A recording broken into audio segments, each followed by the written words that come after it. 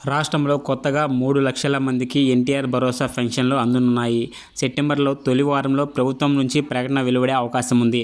September రెండో వారం నుంచి దరఖాస్తులు స్వీకరించి అక్టోబర్లో కొత్త పింఛన్ల పంపిణీకి కార్యాచరణ రూపొందించినట్లు తెలుస్తుంది. ఎన్టీఆర్ భరోసా పథకం కింద సామాజిక భద్రత పింఛన్ల అందజేతపై కూటమి ప్రభుత్వం కీలక నిర్ణయం తీసుకుంది.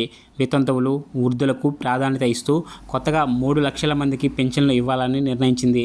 వీటికి సంబంధించి సెప్టెంబర్ రెండో వారం నుంచి దరఖాస్తులు స్వీకరించనున్నారు. దరఖాస్తులు పరిశీలన తర్వాత అర్హులకి అక్టోబర్లో పంపిణీ చేసేలా కార్యాచరణ రూపొందించారు.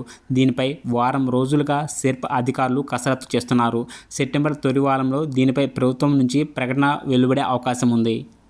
రాష్ట్ర వ్యాప్తంగా 1,70,000 మంది పింఛన్కు ఎంతమంది అర్హులన్నారనేది గుర్తించేందుకు సమగ్ర కూటమి సర్వేను ప్రభుత్వం ప్రాతిపదిక తీసుకుంది. దీని ప్రకారం రాష్ట్ర వ్యాప్తంగా 1,70,000 మంది వితంతువులు ఉన్నట్లు గుర్తించింది.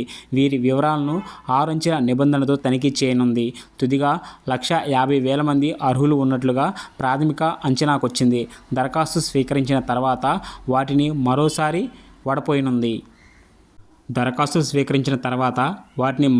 వడపోయనుంది. మిగతా 1,50,000 మంది పింఛన్లు వృద్ధులకు అందించాలని ప్రాథమికంగా నిర్ణయం తీసుకున్నట్లు తెలిసింది. వైఎస్ఆర్సీపీ హయాంలో అర్హత ఉన్న దాదాపుగా 1,00,000 మంది వృద్ధులకి పింఛన్ ఇవ్వలేదు. ఆ సమాచారాన్ని అధికారులు తెప్పించుకున్నారు. చర్మకారులు, డప్పు కళాకారులు, చేనేత, గీత కార్మికులు తదితర వృత్తిపరమైన పింఛన్ కేటగిరీ వారి వివరాలు ఆయా శాఖల నుంచి సమీకరిస్తున్నారు. ఇవన్నీ 60,000 నుంచి 70,000 వరకు ఉండవచ్చని అంచనా.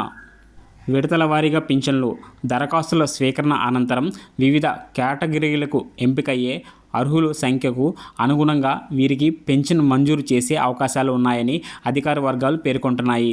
దివ్యాంగుల కేటగిరీ పింఛన్కు సంబంధించి వైకల్యం లేని వారికి భారీగా సదరన్ ధృవీకరణ పత్రాలు జారీ అయినట్లు ప్రభుత్వ పరిశీలనలో తేలింది.